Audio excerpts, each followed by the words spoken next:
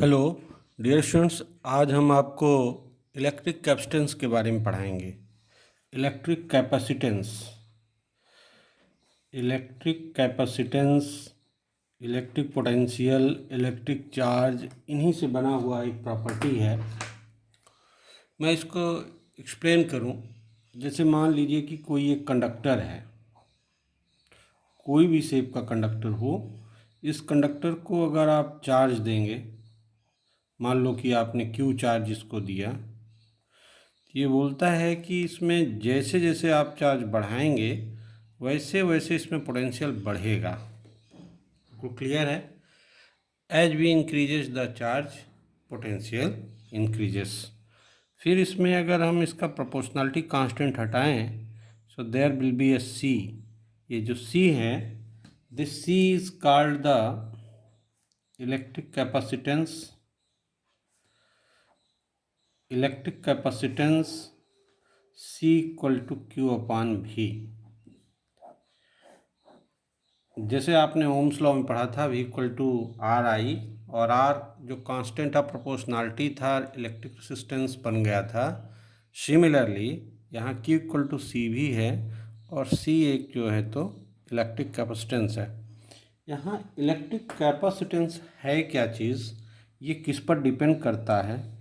ये nature of conductor पे depend करता है। नेचर ऑफ कंडक्टर, कंडक्टर कैसा है, ये इस बात पर डिपेंड करता है कि कंडक्टर का नेचर कैसा है। और आगे हम लोग पढ़ेंगे कि ये और भी चीज़ों पर डिपेंड करता है। लेकिन कैपेसिटर है क्या? अगर हम कैपेसिटर को कहें कि इलेक्ट्रिक कैपेसिटेंस, ये जो प्रॉपर्टी है, वो प्रॉपर्टी किस चीज़ के लिए है? Property to store the charge, property to store the charge और टू होल्ड द चार्ज। जो चार्ज को स्टोर कर सके या चार्ज को अपने अंदर ले सके, ऐसी प्रॉपर्टी को हम लोग कैपेसिटेंस बोलते हैं। अब एक इस चीज़ को समझिए। अब कई जैसे वायर हैं, उन वायर को आपने सेम चार्ज दीजिए तो वो सब में चार्ज की स्टोरेज अलग अलग तरह से होगी। कुछ उस तरह से समझिए जैसे ब्रेन हमारे दिमाग में होता है, तो ब्रेन में इंफॉर्मेशन स्टोर होती हैं, लेकिन सबके ब्रेन में अलग अलग इंफॉर्मेशन स्टोर्स होती हैं। यानी कि जो कैपेसिटी है स्टोरेज की वो डिफरेंट होगी।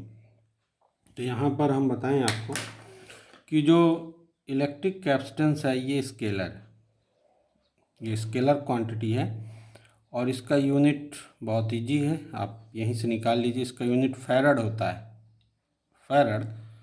और this farad is equal to 1 coulomb upon 1 volt. यानी कि जो इसको हम डिनोट करते हैं, this farad is denoted by capital F. इसको कैपिटल एफ से डिनोट करते हैं, लेकिन इसको कंफ्यूज नहीं होना, ये फोर्स नहीं है, ये फैरड है। और फैरड को हम लोग एफ से डिनोट करते हैं, लेकिन फैरड एक बिग यूनिट है, इसलिए हम लोग इसकी और भी छोटी यूनिट्स में इसको हम डिफाइन करते हैं। जैसे 1 milli farad, this is equal to 10⁻³ farad. फिर 1 micro farad, this is equal to 10⁻6 farad. 1 nano farad, 10⁻9 farad. And 1 pico farad, this is equal to 10⁻12 farad. तो कैपेसिटेंस में फैरड जो है एक बड़ी यूनिट है, इसलिए हम ज़्यादातर milli farad, micro farad, nano farad, इन सब को यूज़ करते हैं। चलिए देखते हैं, आगे हम एक केस लेके करते हैं कि कैसे इलेक्ट्रिक कैपेसिटेंस कैलकुलेट कर सकते हैं। So electric capacitance for spherical conductor, अब इसमें देखिए आप इसको हम कैसे कैलकुलेट करेंगे। एक आप स्फेरिकल कंडक्टर ले लीजिए, ये स्फेरिकल कंडक्टर है। इस स्फेरिकल कंडक्टर का रेडियस आप आर ले लीजिए, let the radius is R, this is a centre, and you give charge to this conductor, Q charge, and these charges distributed over the surface. So first of all Q is directly proportional to V। जैसे जैसे आप इसमें charge increase करेंगे इसका potential बढ़ता जाएगा, और ये जो पोटेंशियल है Q is directly proportional to V, और Q इक्वल टू CV, यानी C equal to Q upon V। This is the basic concept. Then what is the potential on the surface? The potential on the surface of this conductor. Potential of the surface of this conductor. कौन सा formula आप use करेंगे? Point charge का formula आपने पढ़ा था 1/4πε0 Q/r, तो आप यहाँ उसको यूज़ करो। V equal to 1/4πε0 Q/r। इस फार्मूले को आप यहाँ रख दीजिए। पुटिंग वैल्यू ऑफ V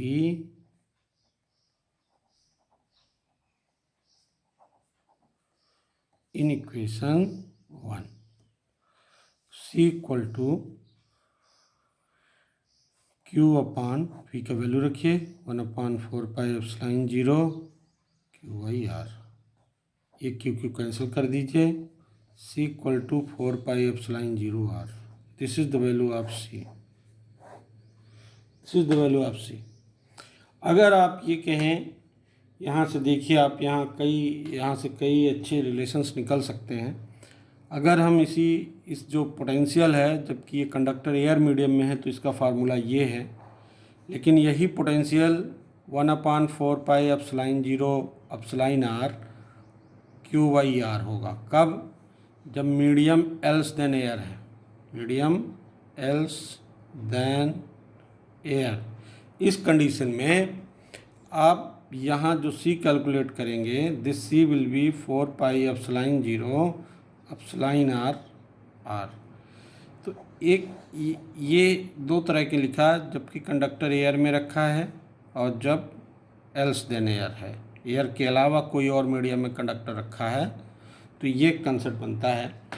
तो आपने यहाँ देखा कि जो फार्मूले आपको आए इक्वेशन 3 एंड इक्वेशन 4, तो आप यहाँ से बहुत से कुछ चीज़ें निकाल सकते हैं। देखिए, जो कंसेप्ट्स निकालना है फार्मूले से ही निकलता है। जैसे कि C directly proportional to R means capacitance depends on the size of conductor.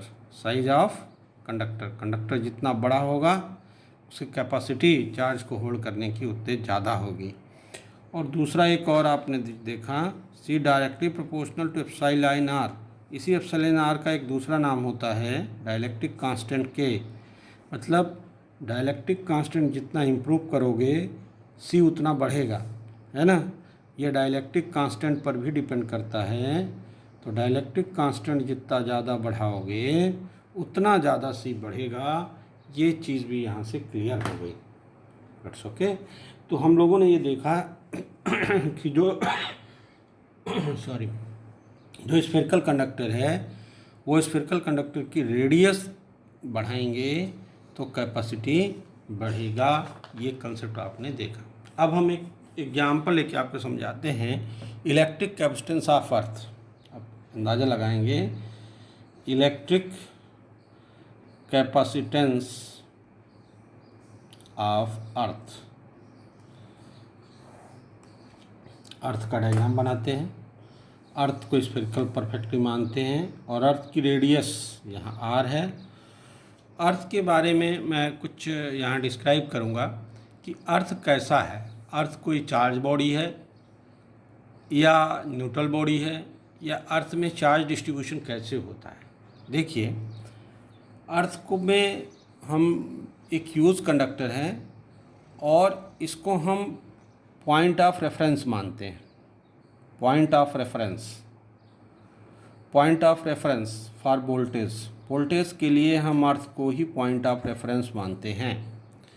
यानी कि अर्थ को हम लोग हमेशा अर्थ के पोटेंशियल को क्या मानते हैं, जीरो। जैसे ये ग्राउंड है, ये अर्थिंग है, और इसके पोटेंशियल को हमेशा जीरो मानते हैं।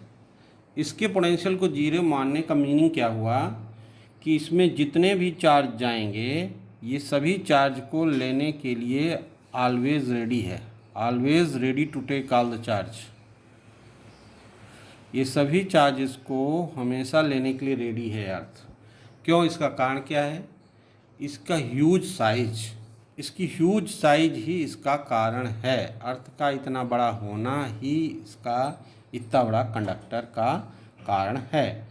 हमारी अर्थ एक स्पेशल तरह की इलेक्ट्रिक कंडक्टिविटी देती है। आप कल्पना कीजिए, अगर ये पृथ्वी ना होती, ये अर्थ ना होती, तो इलेक्ट्रिक करंट आपको इतनी आसानी से ना मिल रही होगी, क्योंकि जो चार्जेस के लिए रेफरेंस मिलता, वोल्टेज डिफाइन करने के लिए रेफरेंस मिलता, वो हमें कहीं नहीं मिलता। इसलिए हम इसको इस तरह डिफाइन करते हैं। देखिए, इसमें हम कैलकुलेट करते हैं C = 4πε0r। आर की वैल्यू आपको पता है। अर्थ की रेडियस कितनी होती है? अर्थ की रेडियस 6400 किलोमीटर एक एवरेज रेडियस है।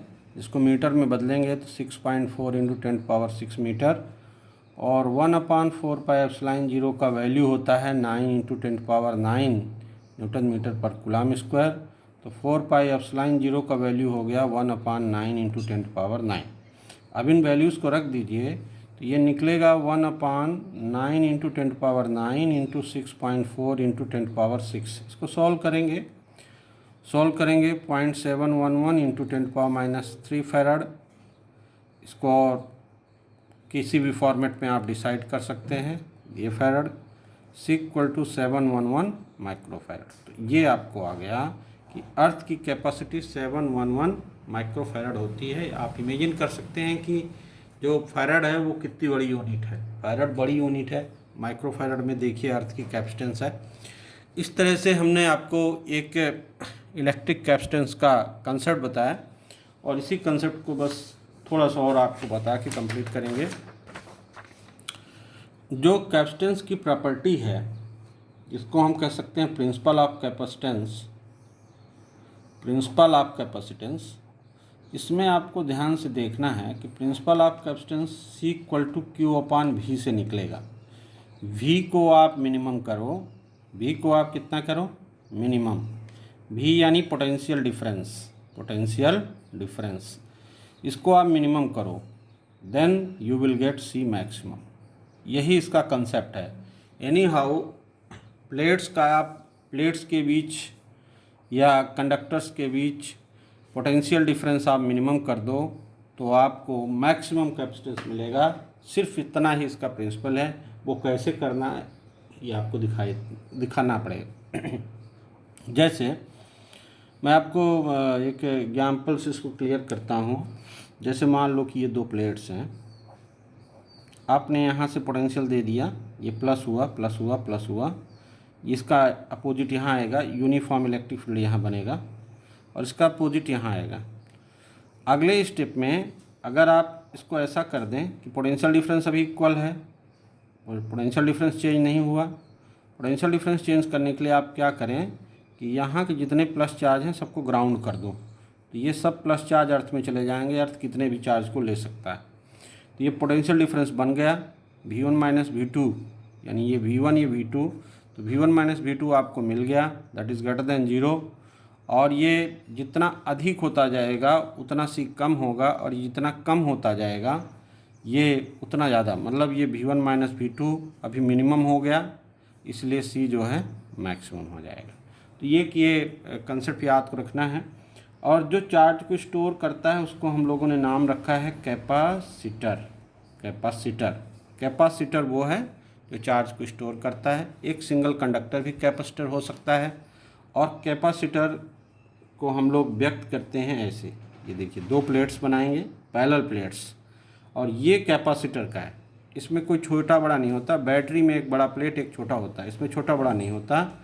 और अगर इसको आप कैपेसिटर को वेरिएबल करना है तो इस तरह एरो लगा दो, तो वेरिएबल कैपेसिटर होता है। इसके बारे में हम लोग अगले लेक्चर में पढ़ेंगे कि कैपेसिटर कितने प्रकार के होते हैं, और कैपेसिटर से कैपेसिटी कैसे निकालते हैं, किन फैक्टर्स पर डिपेंड करते हैं। आज के लिए इतना ही है। आप इसको देखते रहिए, पढ़ते रहिए, और अगले चैप्टर में जब हम कैपेसिटर देंगे तो आपको और क्लियर होगा। Thank you, have a nice day.